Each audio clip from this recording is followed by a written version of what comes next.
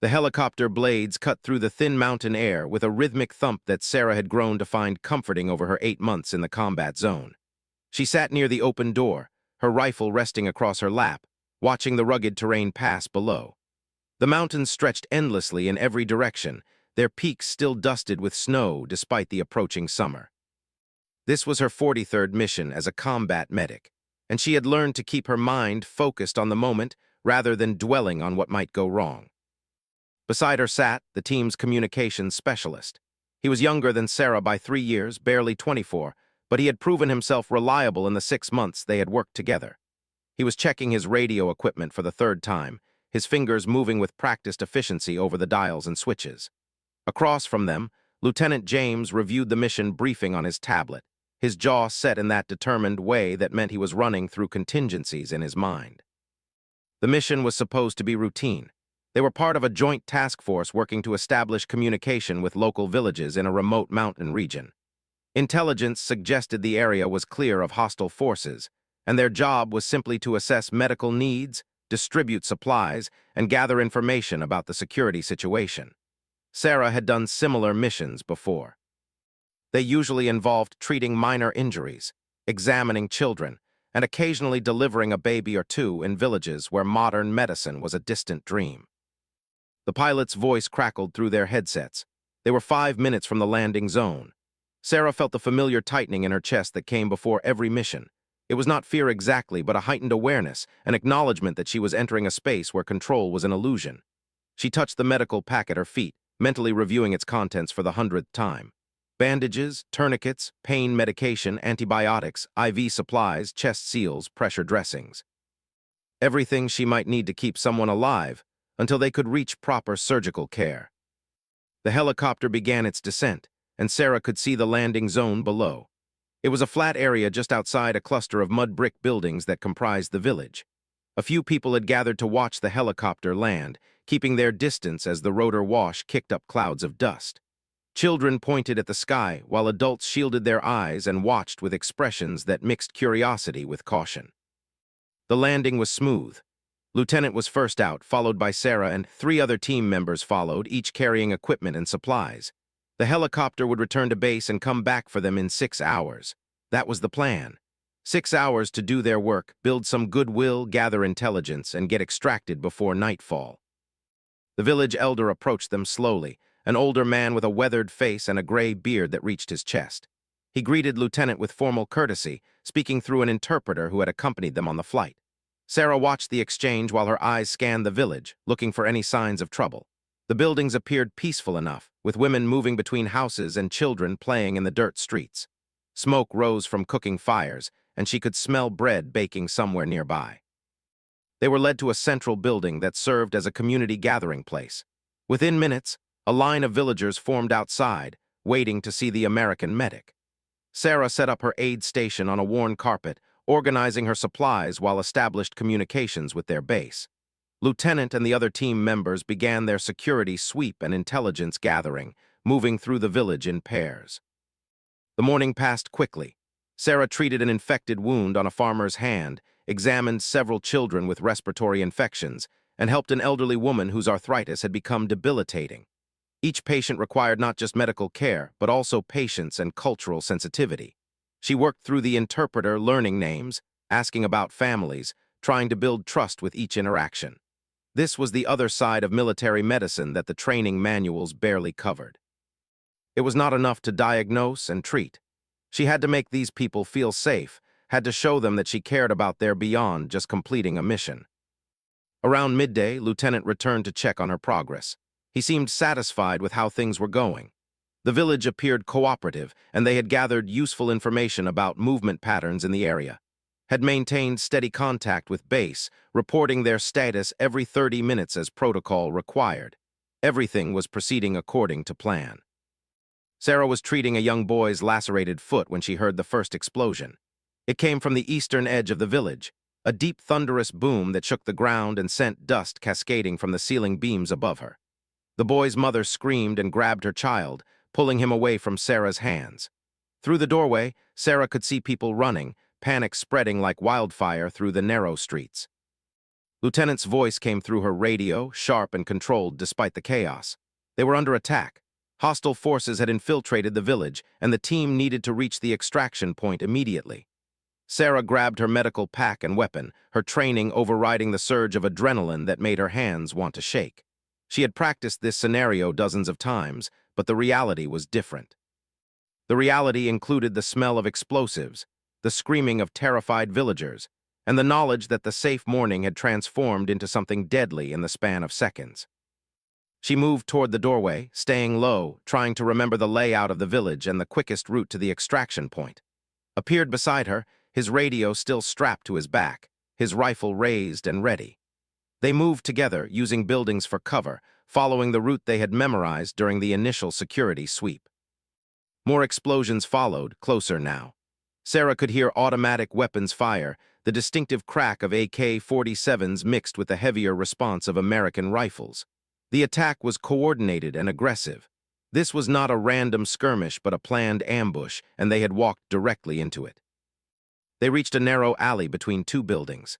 Went first, checking the corner before waving Sarah forward. She was halfway through when she saw the grenades arc through the air, two small dark objects tumbling end over end before landing just meters away.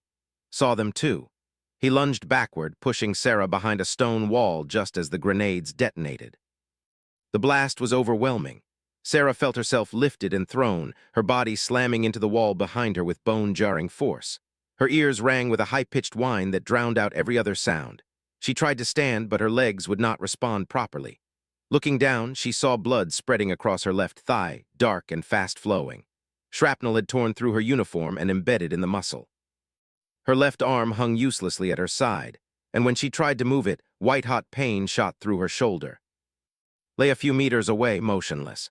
Sarah crawled toward him, dragging her wounded leg, leaving a trail of blood in the dust. When she reached him, she pressed her fingers to his neck, searching for a pulse.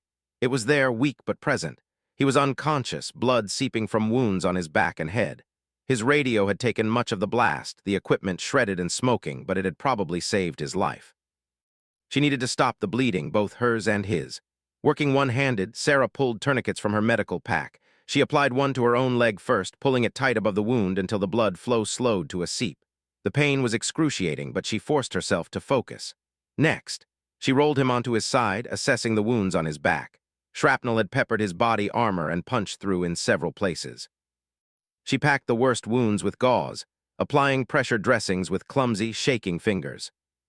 The gunfire continued around them, but it seemed to be moving away. Sarah tried her radio, calling for Lieutenant, calling for anyone on the team. Static answered her. The explosion had damaged her radio or knocked out the antenna.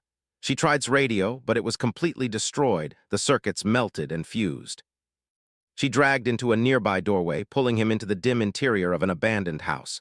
The effort left her gasping and dizzy from blood loss. She applied another tourniquet to a wound on his arm, then reassessed her own injuries.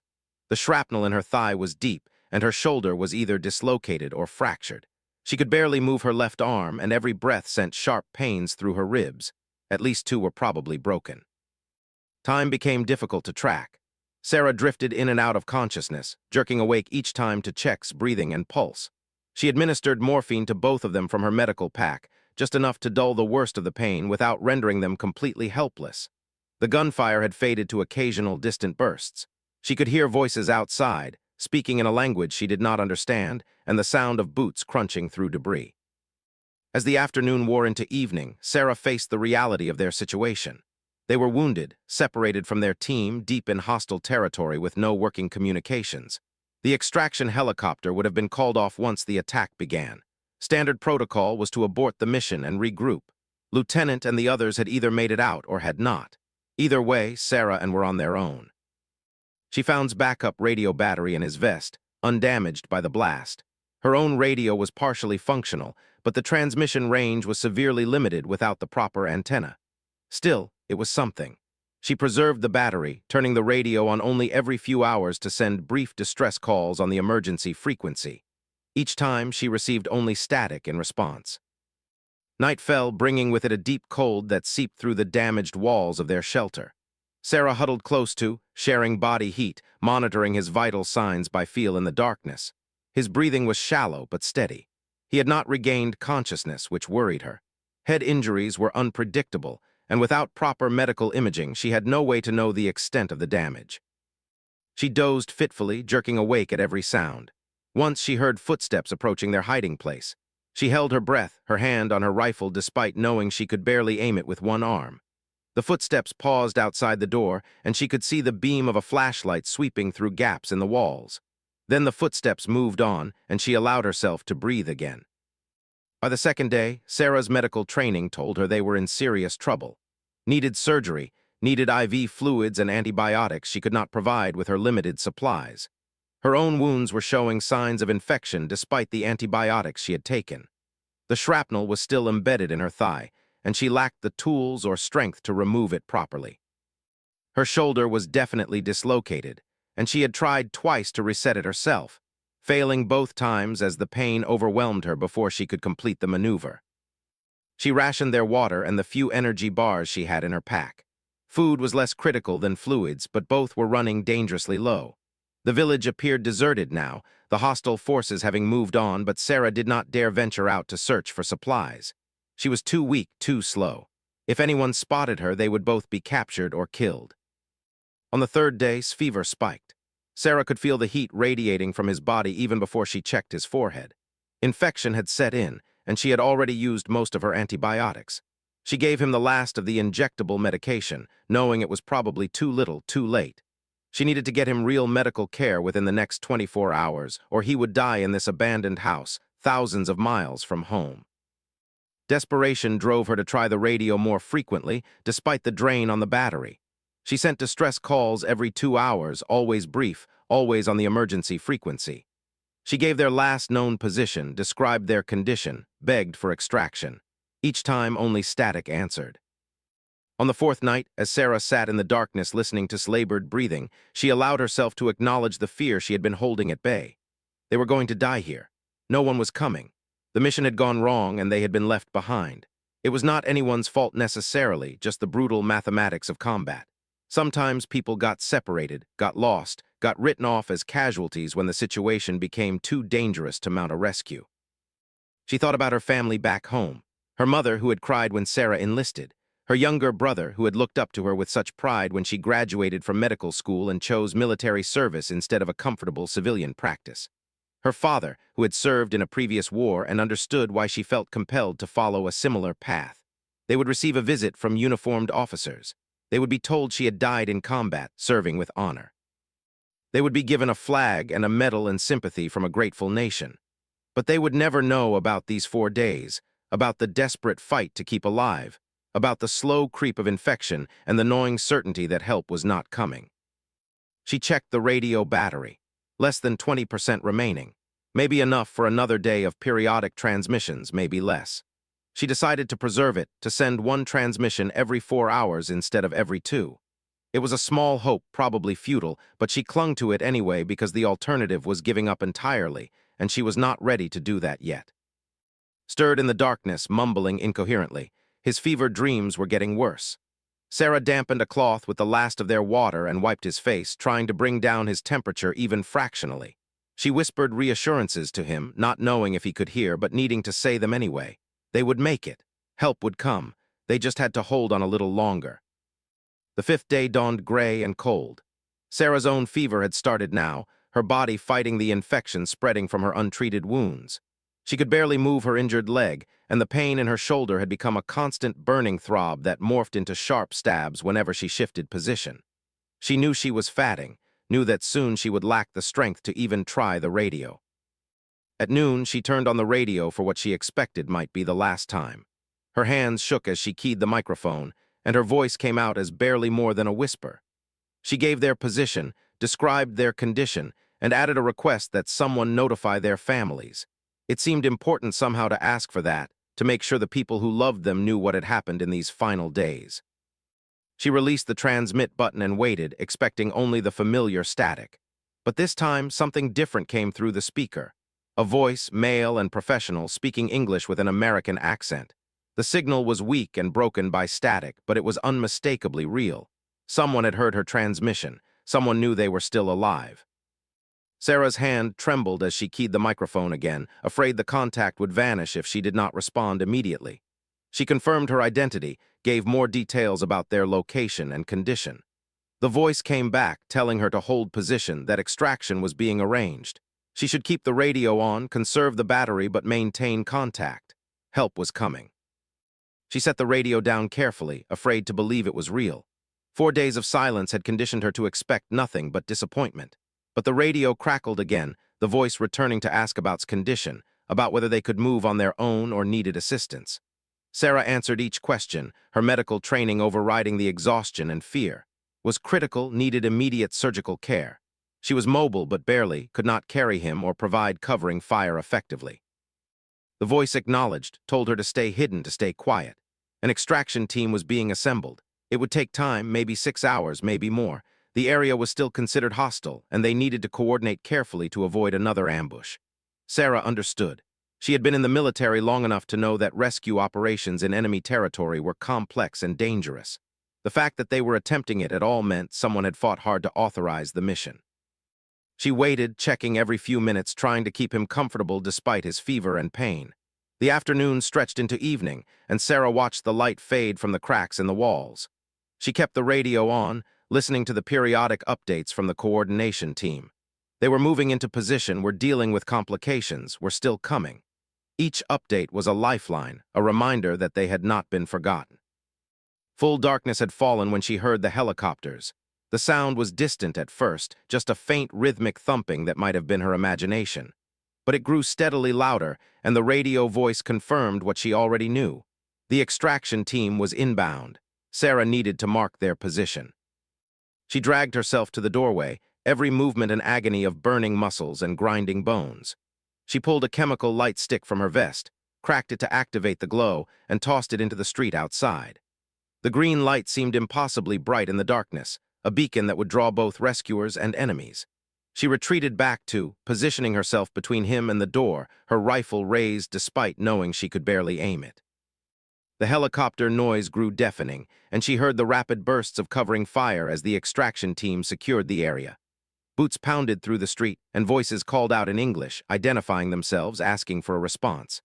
Sarah tried to shout but managed only a hoarse croak. It was enough. The door burst open and soldiers flooded in, professional and efficient, securing the room before the medics rushed to her and strong hands lifted her, carried her toward the helicopter. She tried to tell them about his injuries and his fever, but the words would not come properly. Someone was already working on him. She could see them loading him onto a stretcher, starting IVs, cutting away his uniform to assess his wounds properly. The helicopter interior was blindingly bright after days in darkness, and the noise of the rotors made communication nearly impossible. The medical facility at the forward operating base was a blur of activity when they arrived. Sarah remembered being transferred from the helicopter to a gurney, remembered bright lights overhead, and voices calling out medical terminology in rapid succession. Someone was cutting away her uniform while others worked to establish additional IV lines. She tried to focus on what they were saying, her medical training making her want to understand her own treatment, but exhaustion and blood loss were pulling her toward unconsciousness. She fought it, needing to know about. She grabbed the arm of someone leaning over her, tried to form the words to ask about her teammate. The person, a nurse with kind eyes and a calm expression, understood without Sarah having to complete the question. Was in surgery, was receiving the best care possible. Sarah needed to focus on herself now, needed to let them help her. The last thing she remembered before the anesthesia took her was the sound of someone saying her family had been. They knew she was alive. That thought followed her down into the darkness, a small comfort as the surgery began. When Sarah woke, it was to the sterile quiet of a recovery ward. The pain was still there but muted, held at bay by whatever medication was flowing through the IV in her arm. She tried to move and immediately regretted it. Her left leg was heavily bandaged and elevated, her shoulder immobilized in a complex sling. Her ribs were wrapped tightly, making each breath a conscious effort. A nurse appeared at her bedside almost immediately, checking monitors and adjusting something on the IV stand. She explained that Sarah had been in surgery for 4 hours. They had removed the shrapnel from her leg, repaired damaged muscle tissue, and reset her dislocated shoulder, which had also involved a hairline fracture. Her ribs would heal on their own with time. The infection had been caught early enough that the antibiotics should clear it up, though she would need to stay on them for at least 2 weeks. Sarah asked about. The nurse hesitated, and in that moment of hesitation, Sarah felt her stomach drop. The nurse finally explained that was still in critical condition. He had required 2 surgeries so far, one to address the shrapnel wounds and internal bleeding, another to relieve pressure on his brain from swelling. He was in an induced coma, and the next 48 hours would determine whether he would recover. The days that followed were a strange mixture of physical pain and mental anguish. Sarah's body was healing, slowly but measurably. The doctors were pleased with her progress, talking about physical therapy and recovery timelines. But her mind kept returning to that abandoned house, to the 4 days spent keeping alive, wondering if she had done enough, if she had made the right decisions with her limited resources. Lieutenant visited her on the 3rd day. He looked older somehow, as if the mission had aged him years in the span of a week. He sat in the chair beside her bed and told her what had happened after the ambush. The team had been separated in the initial attack. 2 members had made it to the extraction point and been pulled out, and one other had been pinned down for several hours before fighting their way to a secondary extraction location. They had tried to reach Sarah and had called for them repeatedly over the radio, but had received no response. The decision to scrub the mission and extract the survivors had been agonizing, explained. They had listed Sarah and as missing in action, had launched search operations, but the area had remained too hot to commit significant resources. It was only when the hostile forces, after 3 days, that they were able to send reconnaissance flights over the village. Even then, they had found no sign of survivors. Sarah's transmission on the 5th day had been a miracle. The radio operator who heard it had been about to go off shift, had been monitoring the emergency frequency more out of habit than hope. He had immediately elevated the contact, and within an hour, the extraction mission had been approved and assets were being moved into position. Had volunteered to be part of the extraction team, had been in one of the helicopters that pulled them out. He told Sarah that what she had done, keeping alive for those 4 days with limited supplies and while seriously wounded herself, was extraordinary. There would be recognition for it, commendations, probably a medal. Sarah listened to this without much reaction. Medals seemed meaningless compared to the simple fact that was still fighting for his life in an intensive care unit. Seemed to understand her lack of enthusiasm. He changed the subject, asking about her family, about her plans for recovery. Sarah appreciated the gesture, but found it difficult to focus on anything beyond the immediate. The future seemed abstract and distant. The present was pain and worry, and the slow passage of hours marked by nursing checks and medication schedules. Her mother called that evening. The conversation was difficult. Her mother cried, oscillating between relief that Sarah was alive and anger that she had been in such danger in the first place. Sarah did not have the energy to defend her choices or explain the complexity of military service. She simply listened, offered reassurances that she was okay, and promised to call again soon. When the call ended, she felt exhausted in a way that had nothing to do with physical injuries. Physical therapy began on the 4th day. A therapist arrived with a wheelchair and instructions to get Sarah mobile as soon as possible. The first session involved simply sitting up without fainting, then transferring to the wheelchair without putting weight on her injured leg. It was humbling how difficult these simple tasks had become. Sarah had always been physically strong, had prided herself on her fitness and capability. Now she struggled to move from bed to chair, struggled with the balance and coordination required for actions she had performed thoughtlessly thousands of times before. The therapist was patient and professional, neither pitying nor pushing too hard. She explained that recovery from this type of trauma was a process, that Sarah needed to respect her body's need for time to heal while also working to regain function. It was a balance, and Sarah would learn to navigate it with practice. Between therapy sessions, Sarah spent her time reading reports about the mission and its aftermath. The ambush had been sophisticated, suggesting significant planning and coordination. Intelligence analysts were still piecing together who had been responsible and how they had known about the mission. There were theories about information leaks, about local informants, about simple bad luck. The investigation was ongoing, but definitive answers remained elusive. What mattered more to Sarah was the accounting of casualties. Beyond herself, and the mission had cost 2 local interpreters their lives and had left several villagers injured. The village itself had been abandoned, the inhabitants fleeing during and after the fighting. It was another casualty of the conflict, another place where people trying to live ordinary lives had been caught between forces beyond their control. On the 6th day, regained consciousness. The news came from a doctor who appeared in Sarah's room with a cautious smile. had opened his eyes, had responded to simple commands, and had asked about Sarah. It was early still, and there was significant recovery ahead, but the immediate crisis had passed. He would live. Sarah asked to see him. The doctor was reluctant at first, citing hospital protocols and need for rest. But Sarah insisted with an intensity that surprised even herself. She needed to see with her own eyes that he had survived, needed to confirm that the 4 days in that house had not been for nothing. The doctor finally agreed, arranging for Sarah to be wheeled down to the intensive care unit. Looked small in the hospital bed, surrounded by monitors and IV poles. His head was bandaged and tubes ran from his arms and chest. But his eyes were open, and when Sarah was wheeled to his bedside, those eyes focused on her with clear recognition. He tried to speak, but his throat was raw from the breathing tube that had only recently been removed. Sarah reached out with her good hand and took his, squeezing gently. They did not need words for that moment. The relief and gratitude and shared understanding of what they had survived passed between them in silence. A nurse eventually intervened, reminding them both that they needed rest. As Sarah was wheeled back to her own room, she felt something she had not felt since the ambush. Not quite hope, but maybe the beginning of it. They had survived the worst. Everything else was just a matter of time and determination. Recovery became Sarah's new mission. She attacked physical therapy with the same intensity she had brought to her medical training. Each day brought measurable progress. She graduated from wheelchair to crutches, from crutches to a walking boot, from assisted movements to independent ones. Her shoulder regained range of motion slowly, the exercises painful but necessary. Her ribs healed, the sharp pain with each breath gradually fading to a dull ache and then to nothing. His recovery was slower. The head injury had been severe, and while he had avoided the worst outcomes, he faced challenges with memory and coordination. Sarah visited him daily as soon as she was mobile enough, and they worked through their physical therapy sessions together when possible. It created a bond between them that went beyond their shared military service. They had faced death together and had fought their way back to life.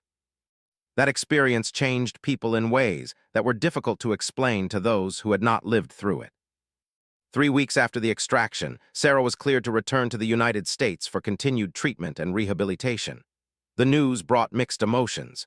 She wanted to go home, wanted to see her family and sleep in her own bed and eat food that did not come from a military cafeteria.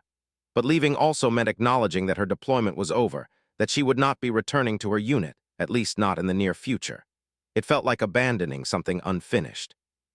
Would be following her within a week, transferred to a military hospital stateside for longer-term rehabilitation. They promised to stay in contact, to help each other through whatever came next. Lieutenant came to see her off, along with several other members of the unit. They presented her with a unit patch and a handful of photographs from before the mission, reminders of the team she had been part of.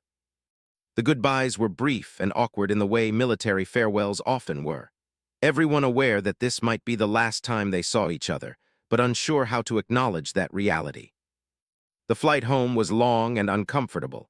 Sarah's injuries made it difficult to find a comfortable position, and the enforced stillness of hours in a transport plane left her restless and sore. But when the plane finally touched down on American soil, she felt something release in her chest. She had made it. She was home. Her family met her at the military hospital where she would complete her rehabilitation. Her mother cried again, holding Sarah carefully as if she might break. Her father stood back, his own military experience making him more reserved, but his eyes were wet when Sarah finally pulled away from her mother's embrace to hug him. Her brother babbled about how worried they had been, about how proud he was, about all the questions people had asked him when they learned his sister was a combat medic. The attention was overwhelming after weeks in a hospital where everyone understood what she had been through without needing explanations. Her family wanted details, wanted to understand what had happened. Sarah found herself giving carefully edited versions of events, leaving out the worst parts, the moments when she thought they would die, the desperation and fear that had colored those 4 days. She did not think they needed to carry those images, and she was not sure she could articulate them anyway. Rehabilitation at the stateside hospital followed familiar patterns but in a different context. The therapists were excellent, the facilities state-of-the-art, the support comprehensive. Sarah made rapid progress, her leg growing stronger, her shoulder regaining full range of motion. The physical scars would always be there. The shrapnel had left marks that would never completely fade, but the functionality was returning. The psychological recovery was more complex. Sarah found herself plagued by nightmares, vivid recreations of the ambush and its aftermath. She would wake in the middle of the night, her heart racing, convinced she was back in that abandoned house listening for footsteps. The hospital provided counseling, and Sarah attended the sessions more out of obligation than belief they would help. But slowly, incrementally, talking about the experience seemed to reduce its power over her. Arrived at the hospital 6 weeks after Sarah. His injuries had been more severe and his recovery more uncertain, but he had made remarkable progress. They fell into an easy routine, working through physical therapy together, eating meals in the cafeteria, talking about everything except the mission until one day they finally did talk about it. The conversation happened late one night when neither of them could sleep. They sat in a common area, coffee growing cold in paper cups, and finally spoke honestly about those 4 days. Had no memory of most of it. His last clear recollection was of entering the village and setting up his communications equipment. Everything after the explosion was a blank until he woke up in the hospital. Sarah found herself telling him the story, filling in the gaps, describing how she had tried to keep him alive with limited supplies and failing strength. Listened without interrupting, and when she finished, he was quiet for a long moment before simply saying thank you. That conversation marked a turning point for both of them. The unspoken weight of the experience became something they could acknowledge and process together. They began attending group therapy sessions for combat veterans, finding some comfort in sharing space with others who understood the particular challenges of transitioning from war zone to civilian life. 3 months into her rehabilitation, Sarah received notice that she was being awarded the Silver Star for her actions during and after the ambush.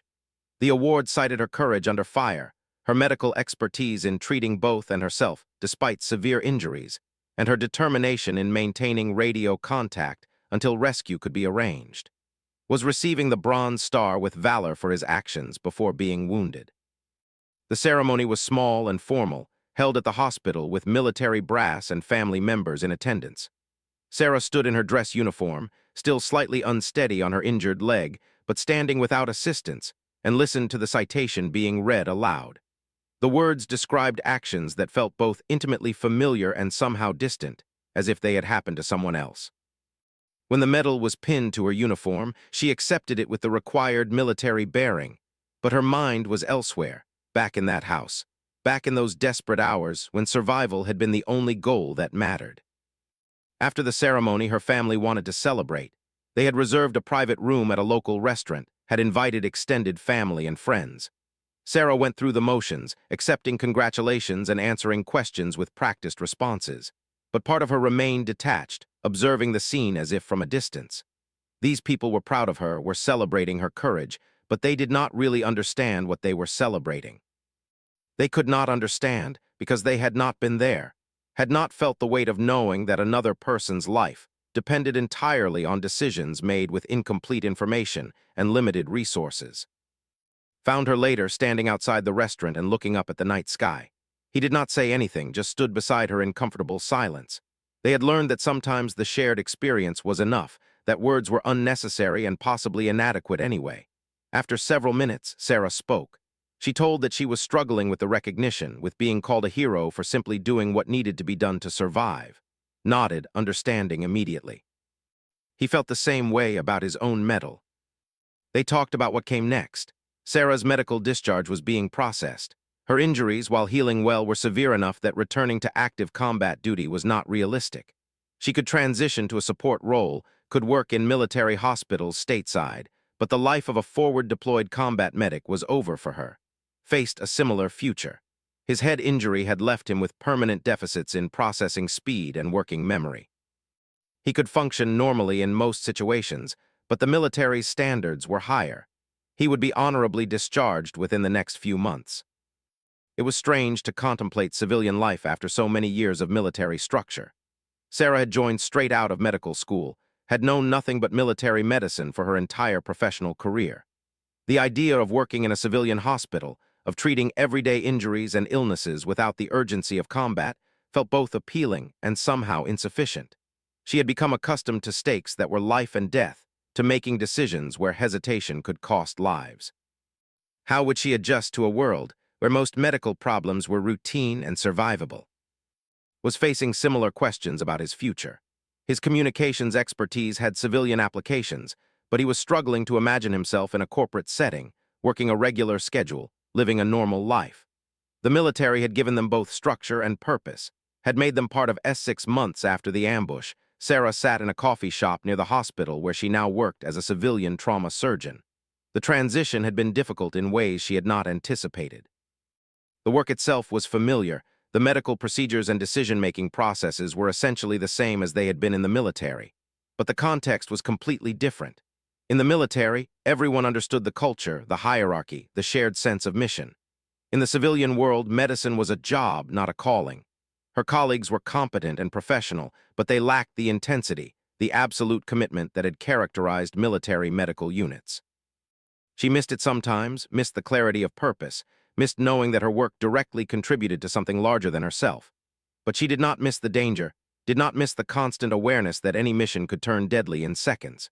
She had her scars, both physical and psychological, and while they had faded, they had not disappeared. She still had nightmares occasionally, still found herself in crowded spaces, still struggled with loud noises that reminded her of explosions. Had found work with a defense contractor, using his communications background in a role that kept him connected to the military community without requiring active service. They stayed in touch through regular messages and occasional video calls, checking in on each other's progress, sharing the challenges of adjustment. He was doing well, all things considered. His memory issues had stabilized, and he had developed strategies to work around the limitations. He was engaged now, planning a wedding for the following spring. Sarah was happy for him, genuinely pleased that he was building a life beyond the trauma they had shared. Her own personal life was more complicated. She had tried dating, but found it difficult to connect with people who had not experienced combat. The gap in understanding was too vast. How could she explain to someone over dinner that she sometimes woke up thinking she was still in that abandoned house, still bleeding, still trying to keep alive with inadequate supplies and fading strength? The men she dated were kind and interested, but they existed in a different world, one where violence and death were abstractions, not lived realities. She had joined a veterans support group at suggestion. It met weekly in a community center, a circle of folding chairs occupied by men and women who had served in various branches and various conflicts. The group was facilitated by a therapist who had also served, someone who understood military culture and the specific challenges of transitioning to civilian life. Sarah had been skeptical at first, doubted that talking about her experiences would change anything. But she continued attending, more out of stubbornness than hope. Slowly, incrementally, the group became important to her. These people understood in ways that her civilian colleagues could not. They had their own stories of combat and trauma, of friends lost and missions gone wrong, of the struggle to find meaning and purpose in a world that seemed simultaneously precious and somehow trivial after experiencing war. Sarah found herself talking more freely than she had expected, sharing not just the facts of what had happened, but also the emotions, the fear and determination and despair that had colored those 4 days behind enemy lines. One evening, after a particularly intense group session, an older veteran approached Sarah. His name was Tom, and he had served in a previous conflict decades earlier. He told Sarah that he had noticed her progress over the past few months, had seen her move from guarded silence to more open participation. He wanted her to know that what she was experiencing was normal, that recovery was not linear, that there would be good days and bad days, but that overall, things would get better with time. Tom shared his own story. He had been wounded in combat, had spent months in hospitals recovering, had struggled with nightmares and hypervigilance and difficulty connecting with people who had not shared his experiences. But he had built a good life eventually, had found work he found meaningful, had raised a family, had learned to integrate his military service into his identity without letting it define him completely. It had taken years, he admitted, but it had been worth the effort. Sarah thanked him for sharing, and as she drove home that night, she thought about his words. Maybe recovery was not about erasing what had happened or returning to who she had been before the ambush. Maybe it was about integrating the experience, accepting that it had changed her, and finding ways to move forward as this new version of herself. It was not a sudden revelation, but rather a subtle shift in perspective that seemed important somehow. Work at the hospital continued. Sarah found herself particularly drawn to trauma cases, the emergency situations where her combat medical experience proved most relevant. She was calm under pressure, able to make quick decisions with incomplete information, and her colleagues began to recognize and value these qualities. She was not just another trauma surgeon. She brought something unique to the department, a combination of medical expertise and hard-won experience in treating life-threatening injuries under the worst possible conditions. One night, Sarah was called in for a mass casualty incident. A bus accident on the highway had resulted in multiple serious injuries, and the emergency department was overwhelmed. Sarah moved through the chaos with practiced efficiency, triaging patients, directing junior doctors, making rapid decisions about who needed immediate surgery and who could wait. In the midst of the crisis, she felt something click into place. This was what she was meant to do. Not necessarily trauma surgery specifically, but working in high-pressure situations where her skills and experience could make a genuine difference in outcomes. After the incident, the hospital director approached her about a new position. They were developing a disaster response program, training staff to handle mass casualty events, terrorist attacks, natural disasters, any situation that might overwhelm normal hospital operations. They needed someone to lead the program, someone with actual experience in treating multiple casualties under austere conditions. Would Sarah be interested? She was. The role would allow her to use her military medical experience in a civilian context, would give her work that felt purposeful and important, would let her train others and potentially save lives beyond the individual patients she treated directly. She accepted the position, and within a few weeks, she was developing training protocols, running simulation exercises, building a team of medical professionals who could respond effectively to large-scale emergencies. The work was challenging and fulfilling. Sarah found herself energized in ways she had not felt since leaving active duty. She was making a difference again, contributing to something larger than herself. The nightmares did not stop completely, but they became less frequent. They remained, but she learned to channel it into preparation and planning rather than constant anxiety. She was not healed, would probably never be completely healed, but she was functional and moving forward. Visited during his spring break from work. They had maintained their friendship through the months of separation, but seeing each other in person was different from video calls. They spent an afternoon walking through the city, talking about their lives, their work, their futures. Told Sarah about the wedding plans, about his hopes for starting a family. Sarah listened with genuine happiness for her friend, grateful that he had found someone who made him want to build a life beyond the trauma. He asked about her own romantic prospects, and Sarah admitted she had not made much progress in that area. Dating felt complicated, and she was not sure she was ready to let someone into the parts of her life that still felt raw and unresolved. Understood, but he also encouraged her not to give up. There were people out there who could handle the complexity, who could accept her as she was, scars and all. She just had not found that person yet. They visited the Veterans Memorial downtown, a place neither of them had been before despite living in the area for months. They walked among the names carved into granite, the dates spanning decades of conflicts, the ages of the dead often shockingly young. Sarah found herself thinking about the two interpreters who had died in the ambush, about the villagers caught in the crossfire, about all the people whose names would never appear on memorials, but whose lives had been ended or forever altered by war. Stood beside her in silence, and Sarah realized that this was what made their friendship work. They did not need to explain their thoughts or feelings to each other. The shared experience created a foundation of understanding that required no words. They had survived something together, and that bond would always connect them, regardless of where their lives took them. A year after the ambush, Sarah received an invitation to speak at a military medical conference.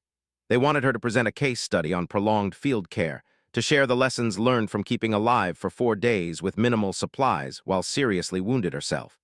Sarah was hesitant at first.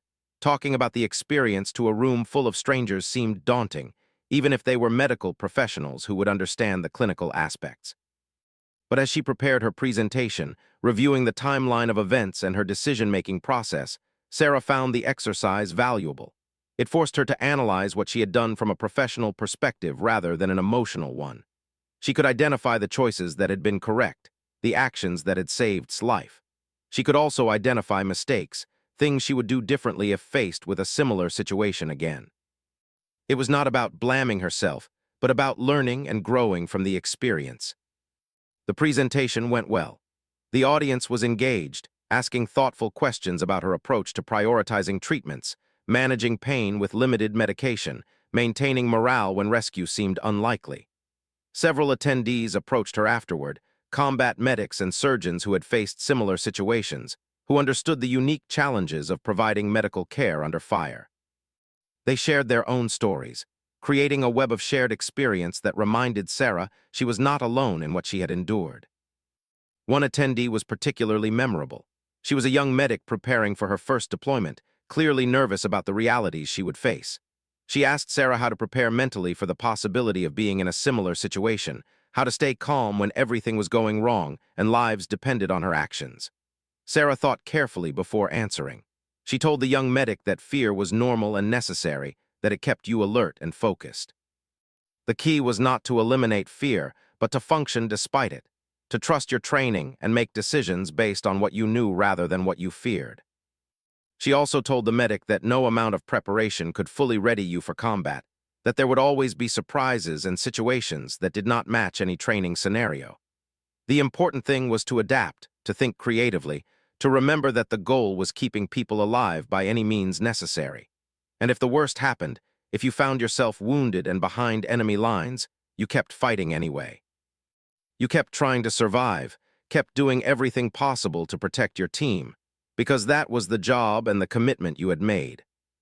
The young medic thanked Sarah with tears in her eyes, clearly moved by the honesty of the response. Sarah watched her walk away and hoped that whatever the medic faced in her deployment, she would be ready. More than that, Sarah hoped the medic would never face anything like what Sarah had endured. Some experiences changed you in ways that could never be fully undone, and while Sarah had survived and was building a meaningful life, she would not wish that particular trauma on anyone. As the conference ended and Sarah prepared to fly home, she reflected on how far she had come in the year since the ambush. She had survived catastrophic injuries, had fought her way through physical and psychological recovery, had transitioned to civilian life and found meaningful work. She had built friendships, had maintained her connection with, had begun to imagine a future that was not defined entirely by what had happened in that mountain village. The scars remained. Her leg would always bear the marks of shrapnel, would ache before storms and after long days. Her shoulder had healed well but would never quite have the full range of motion it once possessed. Her sleep was still interrupted by occasional nightmares, and loud noises still triggered involuntary responses. But these were the prices of survival, and Sarah had learned to accept them. His wedding was a joyful occasion. Sarah attended as a guest, watching her friend exchange vows with obvious happiness. During the reception, found her standing outside under the stars, much as he had found her after the medal ceremony.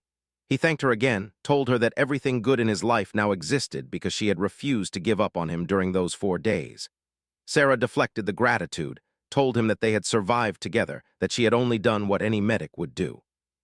But insisted, and Sarah finally accepted his thanks with grace if not complete comfort. They danced together at the reception, an awkward shuffle that respected both their lingering physical limitations and their complete lack of dancing skill. They laughed about it, about how they could face combat but were defeated by a simple waltz. It felt good to laugh, to share joy rather than trauma, to celebrate life rather than just surviving it. 2 years after the ambush, Sarah met someone. His name was David, and he was a psychologist who worked with veterans. They met at a fundraiser for the Veterans Support Group, and their first conversation lasted hours.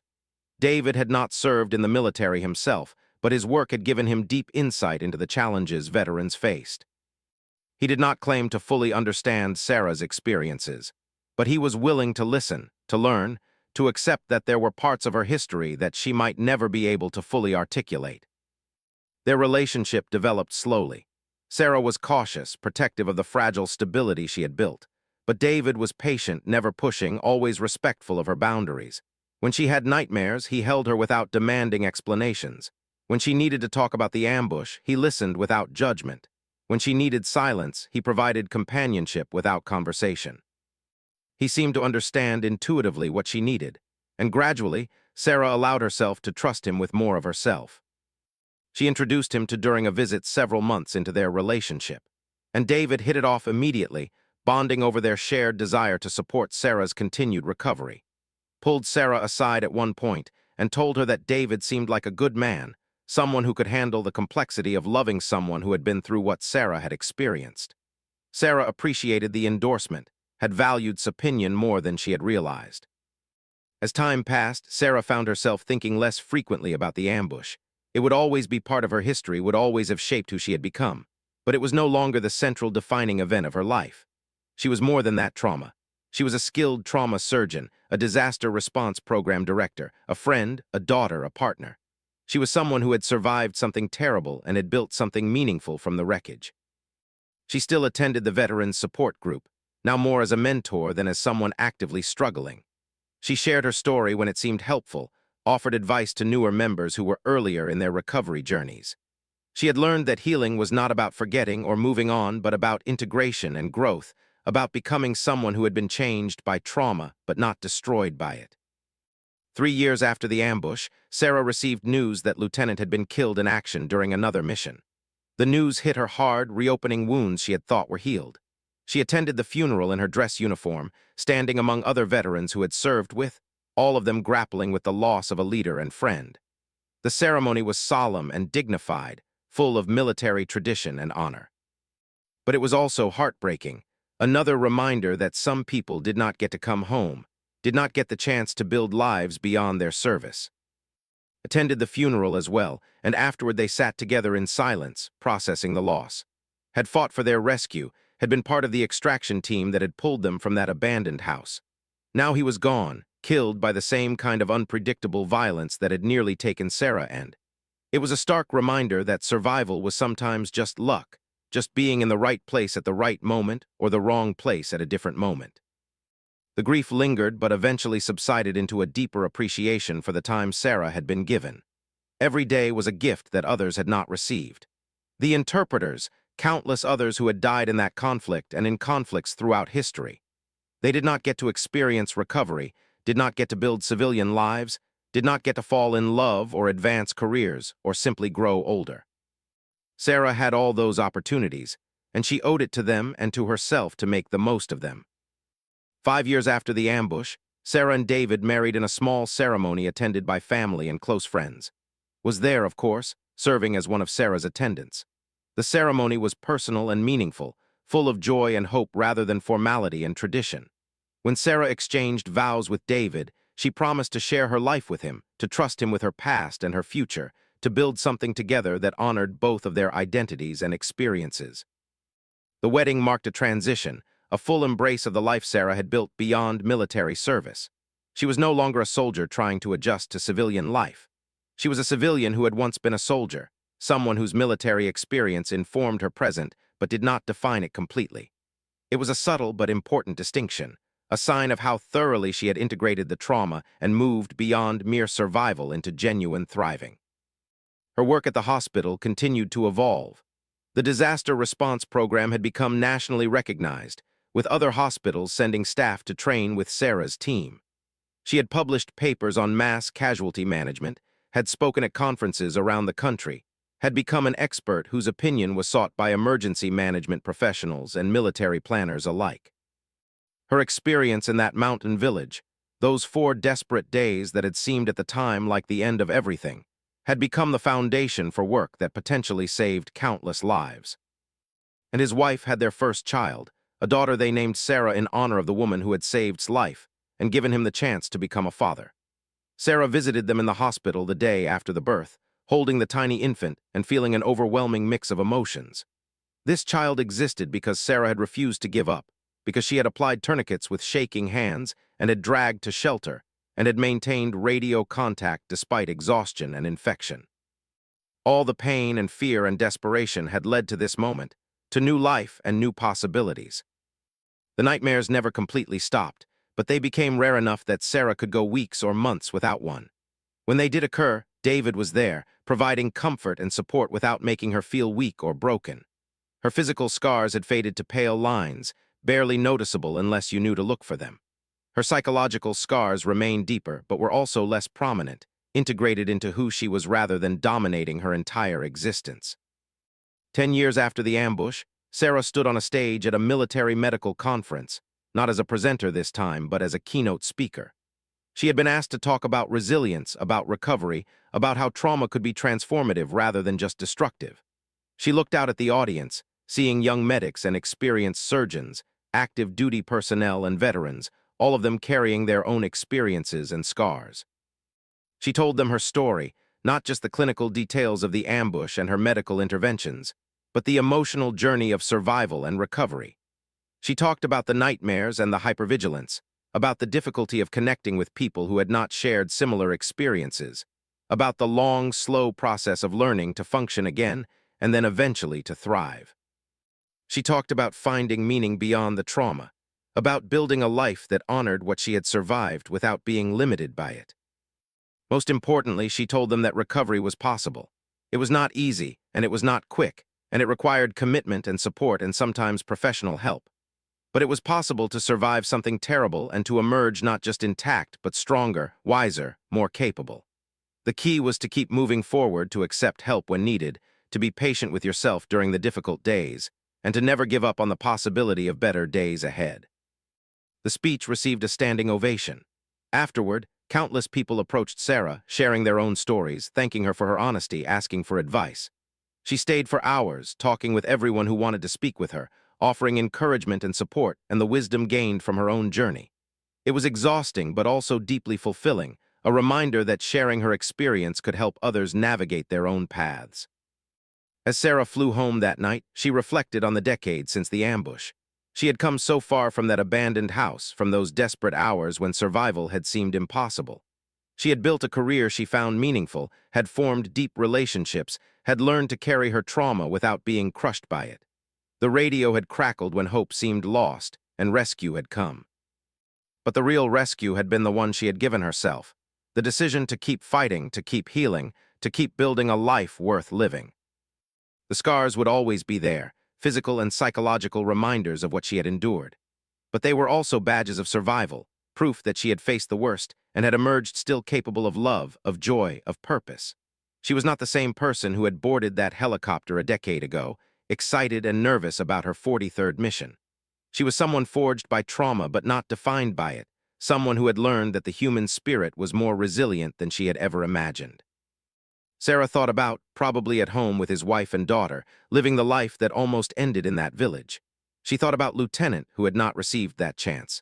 She thought about all the people whose lives had intersected with hers during and after the ambush, all the connections formed through shared trauma and mutual support.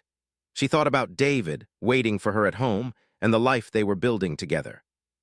The radio had crackled behind enemy lines, and help had come. But more than that, Sarah had survived long enough to hear that crackle, had refused to give up despite wounds and infection and overwhelming odds. That refusal, that stubborn determination to keep fighting, had made all the difference. It had given her everything that came after, every achievement and relationship and moment of joy. It had given her a second chance at life, and she had made the most of it. She was still making the most of it, would continue to make the most of it for however many years remained to her. That was the real story, not just of survival, but of what came after, of how you built meaning from trauma and purpose from pain. The radio had crackled, and rescue had come. But the true rescue was ongoing, a daily choice to keep moving forward, to keep growing, to keep living fully despite everything she had survived larger than themselves. Leaving it meant finding a new identity, new purpose, new ways to measure the value of their days. Sarah felt the needle slide into her arm, felt the cool rush of fluids entering her bloodstream. A medic was talking to her, asking questions about her injuries, but the words seemed to come from very far away.